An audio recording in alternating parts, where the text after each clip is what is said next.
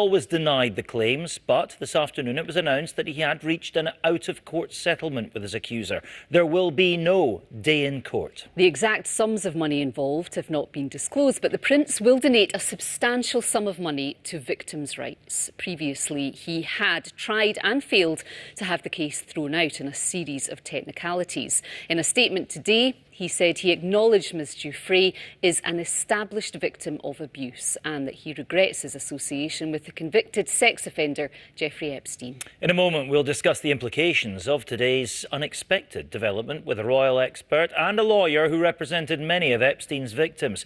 But first, this from the BBC's royal correspondent, Nicholas. Expanded since 1997 to include countries like Poland and Estonia, despite assuring Russia that it wouldn't spread to the east. Well, today the organisation's Secretary-General, Jens Stoltenberg, said he hadn't seen any direct evidence of Russia withdrawing its troops.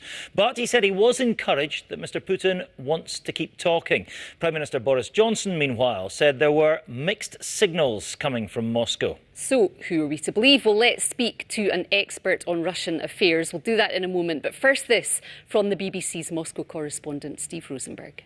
Then you're certainly not alone. Scotland's dental leaders say the backlogs for patients getting NHS treatment are enormous. Yeah, the latest data shows people in wealthier areas are more likely to be seen than those in poorer communities. Our Consumer Affairs correspondent Conor Gillis reports.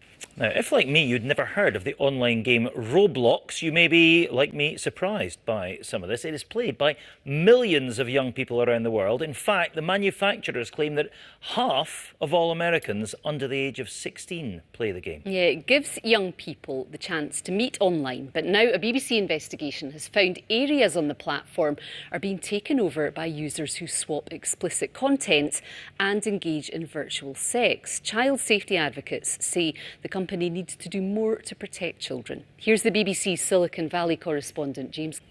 Well, let's cheer things up a bit, shall we? And we'll finish the programme with a lovely story, rather, that you may have seen on social media. It concerns a boy who made a promise and was determined to keep it. Yes, writer and actor Kenny Boyle put a request out to Twitter to track down his primary 7 teacher, Mrs McGlennon, who he said was always an encouraging and positive influence on his story writing when he really needed it. Well, Twitter did its thing and managed to track down Mrs McGlennon, so Kenny could share the good news with her that he has now written a book.